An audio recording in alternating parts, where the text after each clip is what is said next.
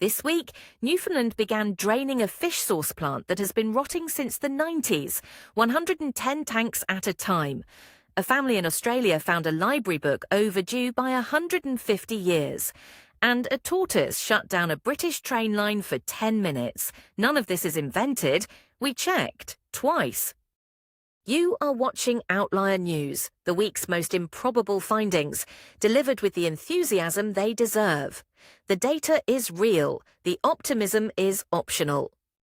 In St. Mary's, Newfoundland, cleanup crews have finally begun draining a plant that has been rotting since the 1990s. 110 tanks, 3,000 gallons each, of fermented fish sauce nobody claimed. The province is paying $2 million to make it stop. The fix is somewhere between chemistry and desperation. Crews cut each tank open, mix the contents with peat moss until it solidifies, then truck it to the only landfill in the province rated to take it. Completion is projected for October. The mayor has one request, quote, "Take the worst rotten fish you've ever smelled in your life and times it by 100. He would also like to stop being called the sauce plant mayor. In Kiama, New South Wales, a family renovating their home found a book bricked inside their fireplace. It was an 1858 edition of the Antiquities of Athens, checked out of the local library sometime around 1872. Under the rules in force back then, the fines would now run close to $20,000.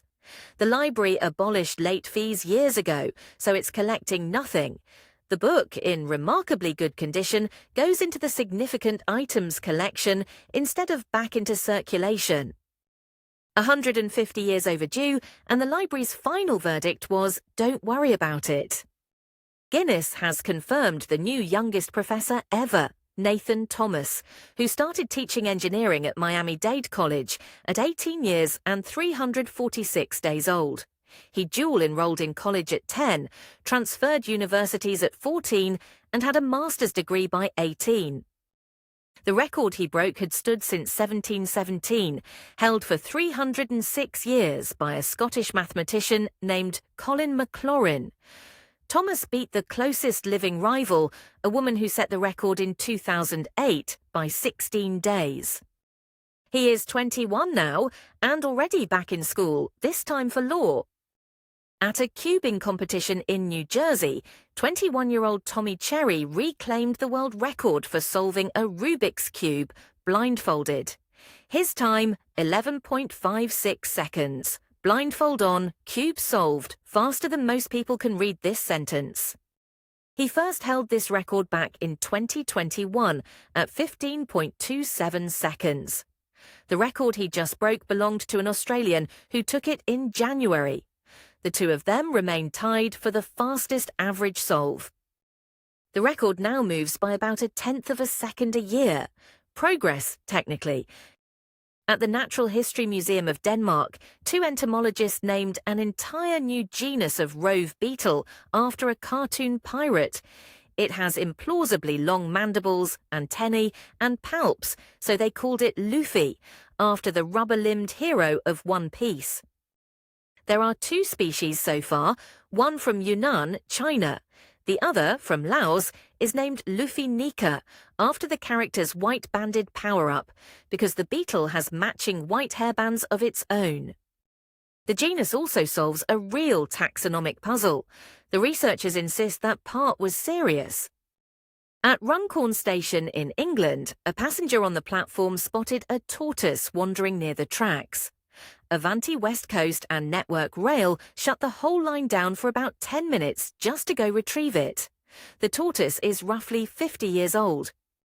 It was carried off to a rescue centre for a checkup and later reunited safely with its owner. Avanti's own mascot, as it happens, is a turtle named Turbo, so somebody in marketing is having a very good week. The rail operator's official statement used the phrase, quote, "initial shell shock in our control room." 14 years to the day after it landed, NASA's Curiosity rover drove into a Martian valley, floored with something nobody expected. A honeycomb pattern of cracks, each just a couple of inches across, running in every direction. It climbs a 20-foot rise the team has nicknamed Miraflores. NASA has 3 candidate explanations on the table: drying mud, thermal cycling, or water squeezed out from buried sediment underneath, and it has not picked one yet. The project scientist's verdict, quote, "This sea of polygons took our breath away." Taiwan wanted to find its tallest tree, so it scanned 950 million of them by laser from the air. The automated system mismeasured 93% of its candidates. Hundreds of volunteers went out on foot to check the rest by hand. After a 20-kilometer river trace and 2 days of climbing, they measured it by tape from the crown, 84.1 meters. The tallest known tree in Taiwan and in all of East Asia. Its indigenous Rubik name translates to, quote, "the tree that hits the moon." 1 hectare nearby holds 11 trees over 65 meters. Nobody built that. It just grew that way. That was this week in things that are technically true. Subscribe to Outlier News, where the data is real and the optimism is optional. I will be back next week, allegedly.